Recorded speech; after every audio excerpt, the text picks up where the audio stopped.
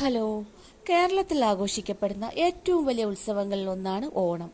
ഓണത്തെക്കുറിച്ചാണ് ഞാനിന്ന് പറയാൻ പോകുന്നത്. കൊയ്ത്തുത്സവം അഥവാ വിളവെടുപ്പിന്റെ ഉത്സവം കൂടിയാണ് ഓണം. ലോകമെമ്പാടുമുള്ള മലയാളികൾ ജാതിമത ഭേദമന്യേ ഓണം ആഘോഷിക്കുന്നതായി കാണാം. ഈ വാർഷിക ഗ്രിഗോറിയൻ കലണ്ടറിൽ ഓഗസ്റ്റ് സെപ്റ്റംബർ മാസങ്ങളിലും മലയാളം കലണ്ടറിൽ ചിങ്ങമാസത്തിലുമാണ് സാധാരണയായി ഓണം ആഘോഷിക്കുന്നത്. മഹാബലിയുടെ സത്വരണത്തിന്റെ ഓർമ്മയ്ക്കായാണ് ഓണം ആഘോഷിക്കുന്നത് എന്നാണ് ഐതിഹ്യം. ഓണം സംബന്ധിച്ച് പല ഐതിഹ്യങ്ങളും ചരിത്രത്തിൽ നിലവിലുണ്ടെങ്കിലും ഓണം ആത്യന്തികമായി ഒരു വിളവെടുപ്പ് അഥവാ വ്യാപാരോത്സവമാണ്. ഒരു സ്മരണയുടെ പ്രതീകമായിട്ടാണ് ഓണം എന്ന ഉത്സവം തുടക്കം കുറിച്ചത്. മഹാബലിയുടെ സ്മരണയായിരുന്നു അത്. കർക്കടക സംക്രാന്തിയിലെ അഥവാ മിഥുനാന്ത്യം, കലിയന് വയ്ക്കൽ മുതൽ കന്നിയിലെ ആയില്യം മകം വഴി 28-ാം ഓണം വരെ അത് നീളുന്നു. പ്രധാനമായും അനുഷ്ഠാനങ്ങൾ എന്ന് പറയുന്നത് ഓണസദ്യയാണ്. തിരുവാതിരക്കളി, പുലിക്കളി, പൂക്കളം, ഓണത്തല്ല്, തൃക്കാക്കരയപ്പൻ, ഓണത്തപ്പൻ, വടംവലി, തുമ്പിതുള്ളൽ, ഓണവില്ല്, കാഴ്ചക്കുല, അത്തച്ചമയം, വള്ളംകളി അങ്ങനെ പോകുന്നു. ചിങ്ങമാസത്തിലെ അത്തനക്ഷത്രം മുതൽ തുടങ്ങുന്ന ഓണാഘോഷം തിരുവോണം നാളിൽ പ്രാധാന്യത്തോടെ ആഘോഷിക്കുകയും ചതയം നാൾ വരെ നീണ്ടു നിൽക്കുകയും ചെയ്യുന്നു.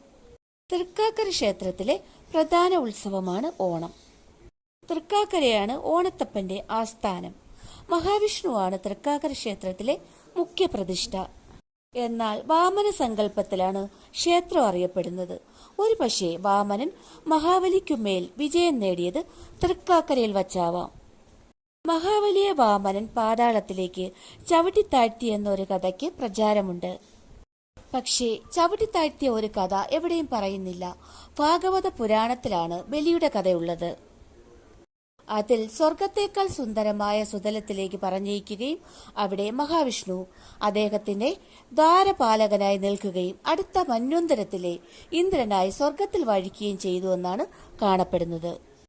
കേരളീയരാണ് ഓണാഘോഷം നടത്തിയതെന്നാണ് ഐതിഹ്യമെങ്കിലും അതിനേക്കാൾ വളരെ മുമ്പ് തന്നെ കേരളത്തിലും മധുര ഉൾപ്പെടെ തമിഴ്നാട്ടിലും മറ്റും ഓണാഘോഷം നടന്നിട്ടുള്ളതായി സംഘകൃതികൾ വെളിപ്പെടുത്തുന്നു.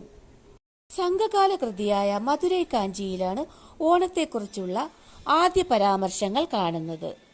തിരുമോൽ അഥവാ മഹാവിഷ്ണുവിന്റെ ജന്മദിനമായിട്ടാണ് ഓണം ആഘോഷിക്കുന്നതെന്നാണ് മധുരൈ കാഞ്ചിയിൽ പറയുന്നത്. വൈഷ്ണവ ക്ഷേത്രങ്ങളിൽ തിരുവോണം വിശേഷ ദിവസമാണ്. പിന്നീട് കാർഷികവും വാണിജ്യവുമായി അത് മാറി.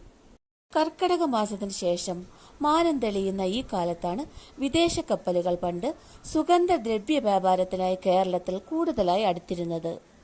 അങ്ങനെ സ്വർണം കൊണ്ടുവരുന്ന ഈ മാസത്തെ പൊന്നിൻ ചിങ്ങ മാസമെന്നും ഓണത്തെ പൊന്നോണമെന്നും വിളിക്കാനുള്ള കാരണം അതാണ്.